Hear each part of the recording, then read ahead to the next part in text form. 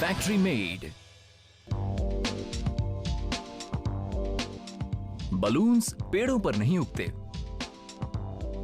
लेकिन उनसे मिलते जुलते जरूर हैं। ऐसा इसलिए क्योंकि ये रबर के पेड़ के चिपचिपे रस लेटेक्स से बनते हैं। लेटेक्स एक प्राकृतिक रूप से लचीला पदार्थ होता है, लेकिन लेटेक्स के रबर में बदलने के बाद ही बलून्स में इतना लचीलापन आता है कि वो फूलकर अपने आकार का 5 गुना हो जाएं।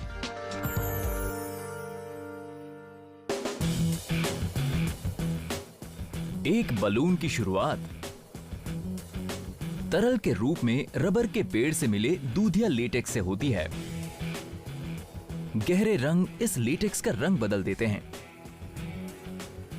इसके प्राकृतिक लचीलेपन को बढ़ाने के लिए अन्य पदार्थ जैसे सल्फर और जिंक ऑक्साइड इस मिश्रण में डाले जाते हैं।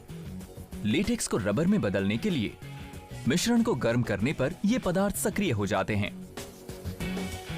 एक के बाद एक सिरामिक के सांचों की छोटे बल्ब के जैसी दिखने वाली ये कतारें लेटेक्स को बलून्स में बदल देती हैं।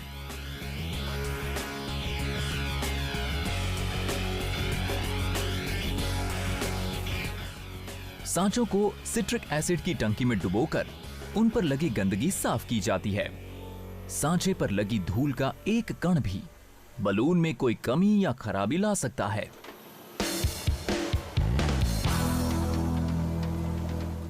लेटेक्स इन सांचों से जरूरत से ज्यादा ना चिपके, इसलिए सांचों पर कैल्शियम नाइट्रेट की परत लगाई जाती है। कैल्शियम नाइट्रेट एक कोआगुलेंट है जो लेटेक्स को इस सांचे के आकार में ढलने में मदद करता है। भट्टी में पानी सूख जाता है। इन सांचों पर कैल्शियम नाइट्रेट की बस पतली परत बच जाती है।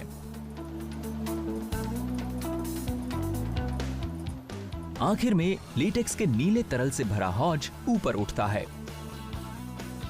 इससे सांचे पर लेटेक्स की परत चढ़ जाती है और बलून की परत बन जाती है।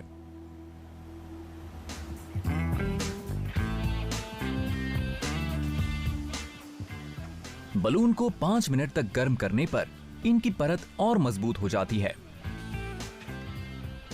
उसके बाद 2 नायलॉन ब्रश गर्म परत पर ऊपर से नीचे उठते हैं। इससे बलून का मुंह बन जाता है, जिससे बलून को फुलाया जाता है।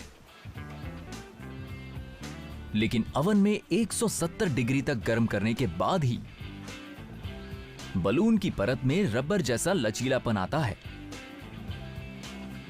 गर्मी से लेटेक्स मिश्रण के सल्फर और जिंक ऑक्साइड सक्रिय हो जाते हैं, जो लेटेक्स के अणुओं के बीच के बॉन्ड को मजबूत बनाते हैं और उन्हें रबर में बदल देते हैं। और रबर के अणुओं के बीच के इन्हीं मजबूत बॉन्ड्स की वजह से रबर इतना ज्यादा लचीला और मजबूत होता है कि बलून में हवा भरने पर वो फटता नहीं है।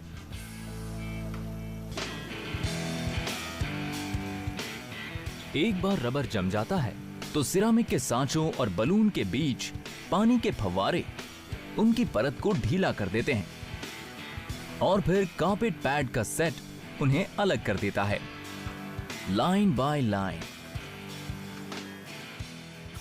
हर बैच के कुछ बलून्स को कमजोर हिस्सों, छेद या दरारों के लिए टेस्ट किया जाता है।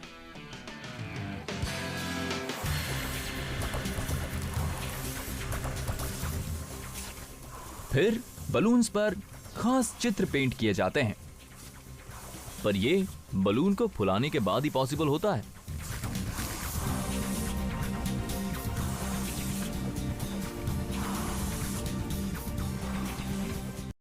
सक्शन कप की मदद से बलून्स को रेशमी पर्दों की श्रृंखला के बीच से निकाला जाता है और चारों तरफ प्रिंट किया जाता है।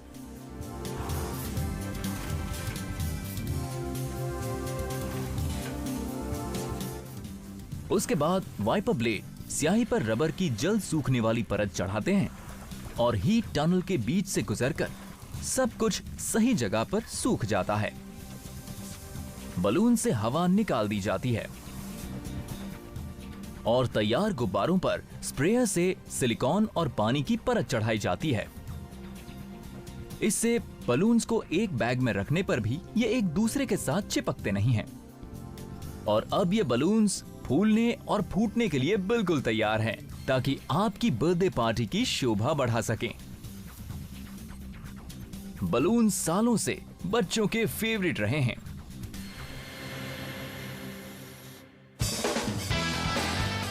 आगे देखेंगे कि एक कागज लिफाफे में कैसे बदलता है और देखेंगे कि कैसे एल्यूमीनियम का एक छोटा सा टुकड़ा इतनी बड़ी गाड़ी का हिस्सा कैसे बन जाता है।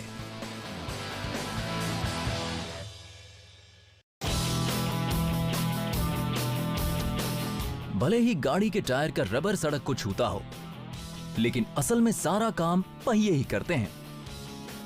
रबर के टायर इन पहियों के इर्द गिर्द कसे रहते हैं, लेकिन असल में ये पहिए कार की एक्सल से जुड़कर कार को आगे बढ़ाते हैं। पहियों को इतना हल्का होना चाहिए कि कार आराम से चल सके और साथ ही अच्छा माइलेज भी दे, लेकिन साथ ही इतना मजबूत भी होना चाहिए कि वो पूरी कार का वजन झेल सके, जो कि 2000 किलो तक हो सकता है। इन पहियों पर ही पूरी कार और उसमें बैठे लोगों की सुरक्षा निर्भर होती है।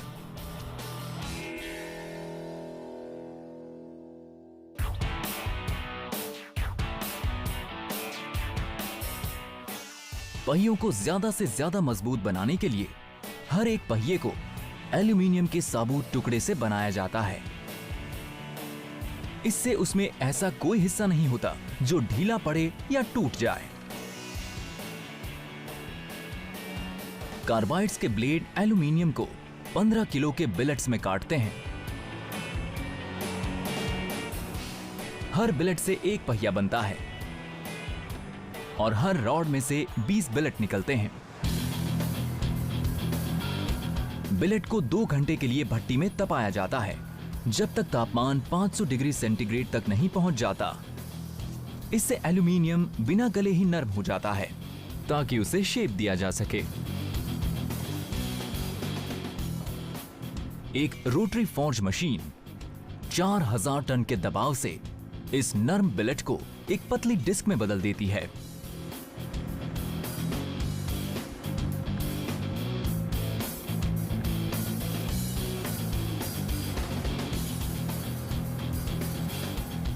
भट्टी की गर्मी और जबरदस्त दबाव की वजह से न सिर्फ एल्यूमीनियम का आकार बदलता है, बल्कि उसके अणु भी एक कसे हुए गोलाकार नमूने में व्यवस्थित हो जाते हैं।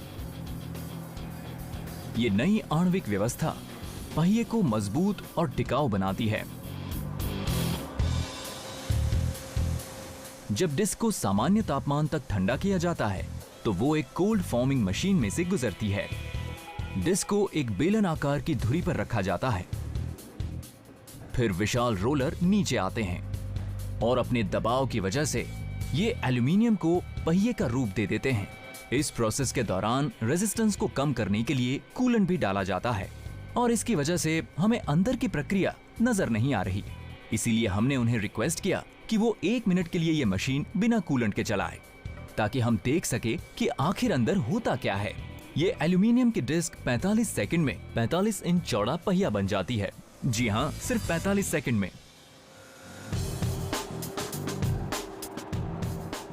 एक रैक इन पहियों को एक भट्टी में 550 डिग्री तक गर्म करता है।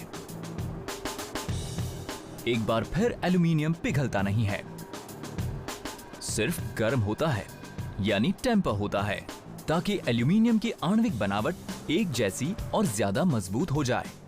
पानी की एक टंकी फौरन पहियों के नीचे पहुंच जाती है, ताकि वो जैसे ही भट्टी से बाहर निकले उन्हें ठंडा किया जा सके।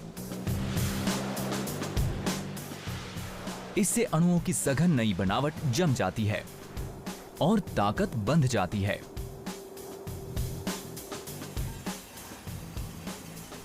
कंप्यूटराइज्ड ब्लेड पहियों के बाहरी हिस्से को तराशता है। एक छोटी सी चक्की पहिए के स्पोक्स का नमूना बनाती है, जो डिजाइन के लिए भी होती है और मजबूती के लिए भी। पहियों को शानदार डिजाइन देने के अलावा ये पहियों के बीच के छेद हवा की आवाजाही में भी मदद करते हैं, जिससे ब्रेक्स ठंडे रहते हैं। मशीन से और एल्यूमीनियम काटकर छेद बनाए जाते हैं, जिनमें नट लगाकर उन्हें एक्सेल से जोड़ा जाता है। तैयार पहिए की पूरी जांच करके ये जांचा जाता है कि वो पूरी तरह से गोलाकार है। एक डायल पहिए का हर कोण से नाप लेता है। अगर घेरा सही नहीं होगा तो टायर कुछ जगहों पर ज्यादा घिस जाएगा और इससे खतरा हो सकता है। अगर टायर टेस्ट में पास होता है तो एल्यूमीनियम को चमकाने के लिए आगे का प्रोसेस शुरू हो जाता है।